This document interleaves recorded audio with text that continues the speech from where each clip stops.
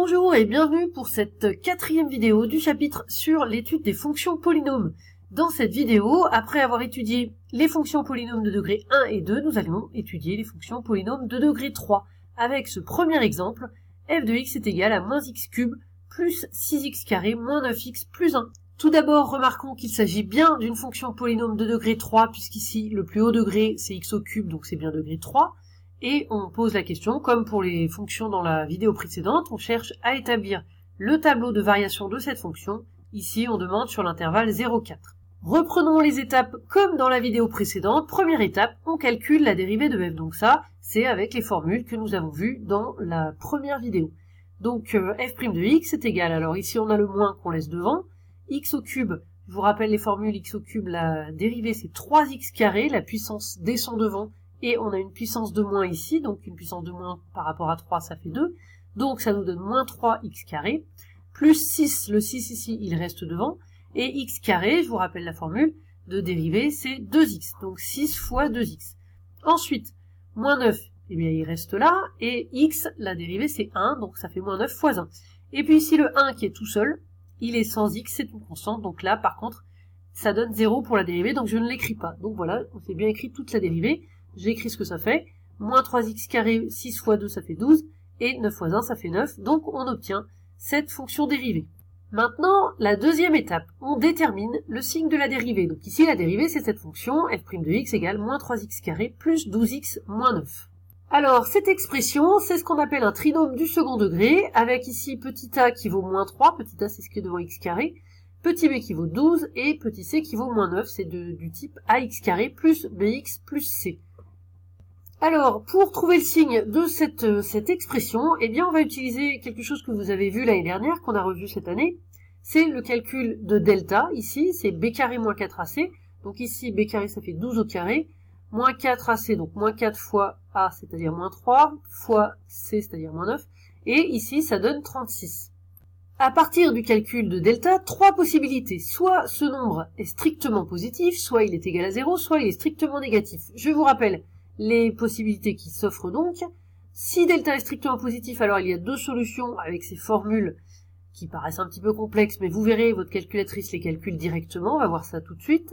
Soit delta est égal à 0, il y a une seule solution, ainsi, moins b sur 2a, soit delta est strictement négatif, et là, il n'y a aucune solution. Donc ici, dans cet exercice, on est dans le cas 36 est strictement positif, donc on va être dans le cas avec deux solutions. Nous allons voir comment la calculatrice peut très bien nous aider pour trouver les deux solutions de cette équation-là, pour trouver le signe de ce trinôme du second degré. Donc, je prends la calculatrice, on peut aller soit dans APPS ici en bleu, soit dans Resol, donc je vais dans Resol, et là vous voyez plis mult 2, donc on va choisir ceci, hop, je descends, et on choisit ça, et là on a racine d'un polynôme, je choisis ça. Là, degré 2, c'est ça qu'on choisit, donc tout ça, on laisse comme on garde ainsi, donc on va prendre ce suivre là, suivant. Pour suivant, il faut appuyer en fait sur la touche qui est en haut à droite, c'est-à-dire qui est juste dessous suivant. Voilà, et là on arrive donc à l'équation et on va rentrer notre équation. Donc ici, il faut mettre la valeur de moins 3, ensuite on va mettre la valeur de b, puis la valeur de c, et ensuite on fera résol. Voilà, j'ai rentré le petit a égale moins 3, le petit b égale 12, il ne me reste plus que le c, donc moins, et puis 9. Je fais entrer, et maintenant résol, donc j'appuie sur la touche graphe, et là voilà, vous voyez, ça calcule les deux valeurs x1, x2, ça a trouvé deux valeurs, x1, x2, 1 et 3, ça les donne directement. Ça ne donne pas la valeur de delta, mais bon, ce n'est pas très grave, c'est pas très compliqué à calculer, de toute façon, comme cela, on a les valeurs de x1 et x2. Ces valeurs de x1, x2, on les trouve avec les formules moins b, moins racine de delta sur 2a, etc. Donc je les fais ici. On trouve bien 3 et 1 ou 1 et 3, ça dépend dans quel sens on les prend. Donc ça fonctionne bien, mais c'est vrai qu'avec la calculatrice, on a directement le résultat, c'est beaucoup plus simple comme calcul. Donc je vous conseille de bien utiliser votre calculatrice. Pour ceux qui ont l'autre calculatrice, c'est assez proche, il faut utiliser la touche APPS et puis aller chercher le plissimult 2. Bon là, comme j'ai beaucoup d'applications, moi je vais aller avec la flèche par en haut pour arriver à plissimult 2. Voilà. C'est un petit peu long, mais vous, normalement, vous en avez moins. Donc ici, plissimult 2, voilà.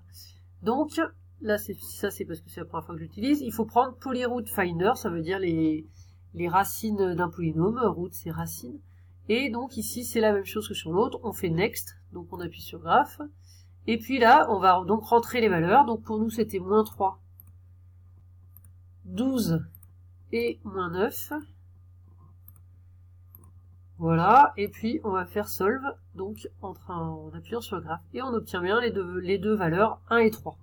Alors maintenant que nous avons trouvé les deux valeurs x1 et x2, dans un ordre ou dans un autre, peu importe, nous les remettrons après dans l'ordre, eh bien nous allons pouvoir faire le tableau grâce à cette règle que je vous rappelle dans ce petit tableau. Si delta est strictement positif, on a un tableau comme ceci, on met x1, x2, et puis signe de A de chaque côté et signe de l'opposé à l'intérieur. Si delta égale à 0, une seule solution, c'est tout le temps du signe de A avec un 0 à x0 qu'on aura calculé, et que la calculatrice vous donnera aussi, on le verra après. Et si delta est strictement négatif, aucune solution, donc là c'est tout le temps le signe de A. Ici, dans notre exemple, on était avec delta égale à 36, donc on est dans ce cas, delta strictement positif, on a calculé les valeurs 1 et 3, donc on va mettre 1 et 3, et le signe de A c'est quoi? Eh bien petit a, je vous rappelle, c'était moins 3, c'est ce qui est devant x carré. Donc ici on aura signe de A, donc moins 0, plus 0 et signe de A, moins. Donc moins 0 plus 0, moins que nous allons mettre dans le tableau. Donc ça y est, nous pouvons faire le tableau. Alors dans le tableau, donc on va de 0 à 4, ça c'est parce que dans l'énoncé on nous demandait de 0 à 4. Et ensuite ici on place x1 et x2 en les remettant bien dans l'ordre, donc 1 et 3. Et puis donc on indique le signe, c'était moins 0 plus 0 moins, puisque c'est le signe de petit a à gauche et à droite. Donc ici c'était moins, ce a valait moins 3. Et donc à l'intérieur l'opposé, donc plus. Donc ça c'est pour la ligne de la dérivée f'. Et puis la ligne de la fin, la ligne pour la variation de f, ça c'est toujours pareil. Quand on a un signe moins pour f', c'est une flèche qui descend, un signe plus, une flèche qui monte, et un signe moins, une flèche qui descend. Il ne reste plus qu'à calculer certaines images. Donc là les images on a besoin pour 0, pour 1, pour 3, pour 4. Donc on calcule, j'ai pas fait le détail du calcul ici, mais je pourrais le faire si vous le voulez en classe. Et donc voilà, on met les valeurs ici, au bout des flèches, et on a terminé pour les variations de cette fonction f.